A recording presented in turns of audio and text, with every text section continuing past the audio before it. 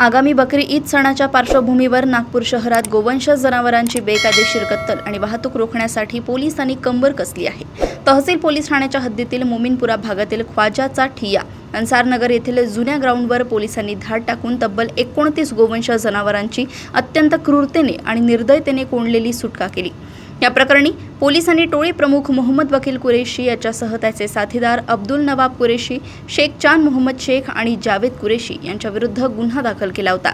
तपासादरम्यान असे निष्पन्न झाले की ही टोळी सन 2020 पासून आर्थिक फायद्यासाठी संघटितपणे गोवंशांची कत्तल आणि तस्करीचे गंभीर गुन्हे सातत्याने करत आहे। या कुख्यात टोळीच्या गुन्हेगारी मोडीस काढण्यासाठी वरिष्ठ पोलीस निरीक्षक संजय मेंढे, पोलीस उपनिरीक्षक मनीष शाहकार आणि गुन्हे शाखेचे पोलीस उपनिरीक्षक राजेश पैडलवार यांच्या पथकाने या टोळीविरुद्ध मोक्का अंतर्गत कारवाईचा प्रस्ताव सादर केला होता। 12 जून 2026 रोजी अपर पोलीस आयुक्त यांनी या प्रस्तावाला मंजुरी दिली असून आता या गुन्ह्यात मोक्काचे कलम 312, 32, 34 समाविष्ट करण्यात आले आहे। या प्रकरणाचा पुढील तपास सहाय्यक पोलीस आयुक्त अनिता मोरे करतायत। मे महिन्यामध्ये 28 तारखेला बकरी ईद हा महत्त्वाचा सण होता। त्या अनुषंगाने मोमीनपुरा परिसरामध्ये काही गो तस्कर जे आहे, गोवंश जनावरांची तस्करी करणारे जे आरोपी आहेत, त्यांनी बकरी ईदला कापण्याकरिता जनावरं आणलेली आहे, गोवंश जातीची जनावरं आणलेली आहे अशी खात्रीशीर आम्हाला माहिती मिळाली होती आणि त्या माहितीनुसार आम्ही मोमीनपुरा भागातील पोलीस स्टेशन तहसील हद्दीच्या मोमीनपुरा अन्सारनगर भागामध्ये रेड कारवाई करून एकूण 29 गोवंश जनावरांची मुक्तता करून पोलीस स्टेशन तहसील येथे अपराध क्रमांक 249/26 कलम 5(5)(ब) 9 महाराष्ट्र प्राणी संरक्षण कायदा सह कलम 11(1) घ.ड.च प्राणी क्रूरता प्रतिबंध अधिनियम या कायद्यानुसार गुन्हा दाखल केलेला होता। त्यामध्ये विशेषतः आरोपी क्रमांक 1 टोळी प्रमुख मोहम्मद वकील कुरेशी वल्द हाजी अब्दुल नबी कुरेशी, वय 52 वर्षे, राहणार प्लॉट नंबर 396 अन्सारनगर। आरोपी क्रमांक 2 अब्दुल नवाब कुरेशी वल्द शेख मदार कुरेशी, वय 48 वर्षे, राहणार डोबीनगर, पोलीस ठाणे तहसील। आरोपी क्रमांक 3 शेख चांद मोहम्मद शेख, वय 46 वर्षे, राहणार अन्सारनगर। आणि आरोपी क्रमांक 4 जावेद कुरेशी वल्द मोहम्मद अन्सार कुरेशी, वय 30 वर्षे, राहणार कामगारनगर, टायर चौक, पोलीस स्टेशन कपिल नगर। अशा 4 आरोपी विरुद्ध सदरचा गुन्हा दाखल केलेला होता। त्यापैकी आम्ही 2 आरोपी जे शेख चांद मोहम्मद शेख आणि जावेद कुरेशी वल्द मोहम्मद अन्सार कुरेशी यांना घटनास्थळावरूनच अटक केलेली होती।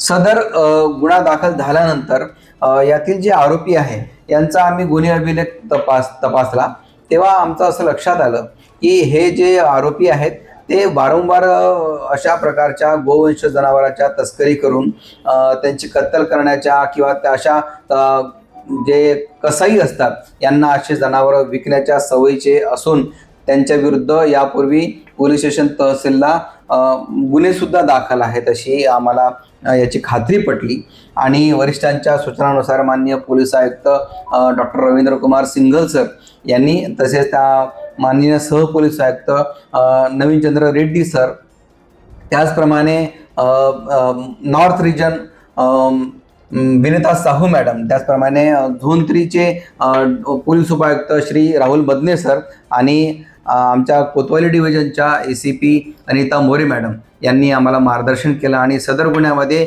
मोक्का बसतो किंवा कसे याची आम्ही चाचपणी केली। तर या गुन्ह्यामध्ये मोक्का अगदी फिट बसतो आणि यातील जे आरोपी आहे त्यांनी यापूर्वीही गुन्हे केलेले आहेत, त्यांच्या विरुद्ध माननीय न्यायालयात दोषारोपपत्र सादर करण्यात आले असून माननीय न्यायालयाने अशा गुन्ह्यांची दखल सुद्धा घेतलेली आहे।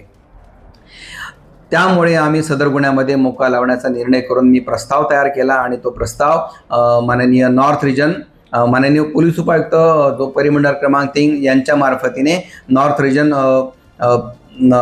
विनीता साहू मॅडम यांच्याकडे पाठवला होता आणि त्यांनी आज मंजुरी दिल्याने सदर गुन्ह्यामध्ये आम्ही मोक्काची कलम